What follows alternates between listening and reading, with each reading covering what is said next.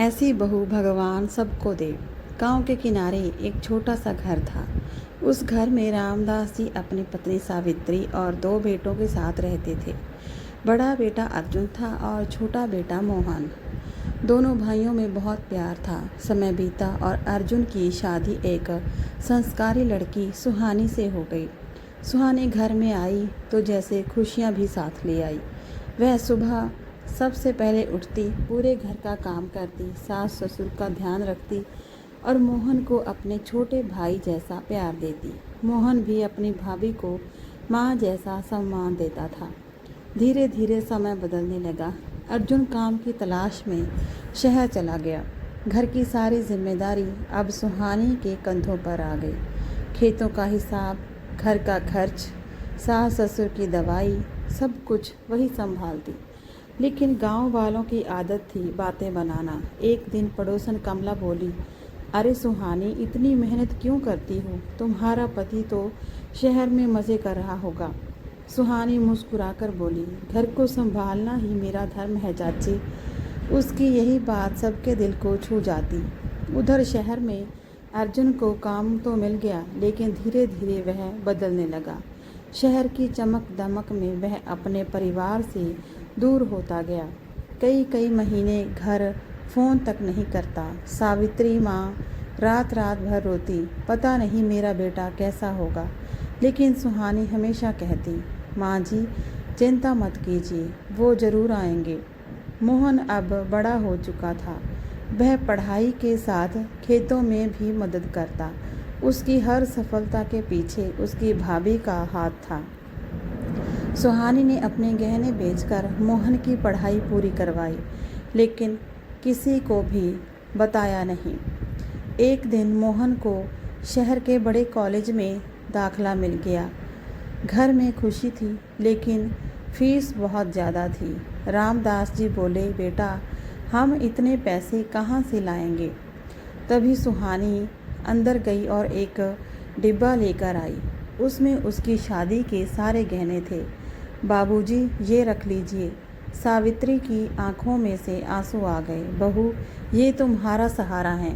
सुहानी मुस्कुराई, माँ जी परिवार से बड़ा कोई गहना नहीं होता। मोहन सब सुन रहा था। उस दिन उसने मन ही मन ठान लिया कि वह अपनी भाभी का हर सपना पूरा करेगा। समय बीता। मोहन पढ़ लिख कर बड़ा अफसर बन गया। पूरे गांव में उसका नाम होने लगा। लोग रामदास जी के घर बधाई देने आते। लेकिन उसी समय एक दुखद खबर आई। अर्जुन शहर में बीमार पड़ गया था। उसके साथ काम करने वालों ने उसे घर भेज दिया। जब वह घर पहुंचा तो बहुत कमज़ोर हो चुका था। उसने देखा कि जिस पत्नी को वह भूल चुका था, वही आज भी उसकी सेवा में लगी थी। सुहानी रात रात भर जागकर उसकी दवाई करती, अपने हाथों से खाना बनाती। अर्जुन की आंखें शर्म से झुक गईं। एक रात अर्जुन रो पड़ा, सुहानी मैंने तुम्हें कभी समझा ही नहीं। सुहानी धीरे से बोली, पति पत्नी का रिश्ता शिकायत से नहीं, साथ निभाने से चलता है। अर्जुन की आंखों में से आंसू बहने लगे। कुछ महीनों बाद अर्जुन ठीक हो गया। अब वह पहले जैसा नहीं था। वह अपनी पत्नी की इज्जत करने लगा। गांव में भी लोग सुहानी की मिसाल देने लगे। लेकिन किस्मत अभी एक और परीक्षा लेने वाली थी। एक दिन सावित्री माँ की तबीयत अचानक बिगड़ गई। डॉक्टर ने कहा कि तुरंत ऑपरेशन करना होगा। पैसे बहुत ज़्यादा थे। मोहन ने बिना सोचे अपनी पहली तनख्वाह और सारी बचत माँ के इलाज में ही लगा दी। ऑपरेशन सफल रहा। सावित्री माँ ने होश आते ही सुहानी का हाथ पकड़ा और बोली, वो बहू नहीं, तू इस घर की लक्ष्मी है। पूरा घर रो पड़ा। कुछ साल बाद मोहन की शादी हो गई। नई बहू घर में आई। शुरू में सब अच्छा चला, लेकिन धीरे धीरे नई बहू को लगने लगा कि घर में सबसे ज़्यादा सम्मान सुहानी को मिलता है। वह जलने लगी। एक दिन उसने मोहन से कहा, हर बात में भाभी भाभी, आखिर मैं क्या हूँ इस घर में? मोहन शांत होकर बोला, जिस औरत ने मुझे अपने बेटे जैसा पाला, उसका सम्मान तो भगवान से भी बढ़कर है। नई बहू को अपनी गलती समझ आ गई। उसने सुहानी के पैरों में बैठकर कहा, दीदी मुझे माफ़ कर दीजिए। सुहानी ने उसे गले लगा लिया। घर प्यार से चलता है, मुकाबले से नहीं। धीरे धीरे घर फिर खुशियों से भर गया।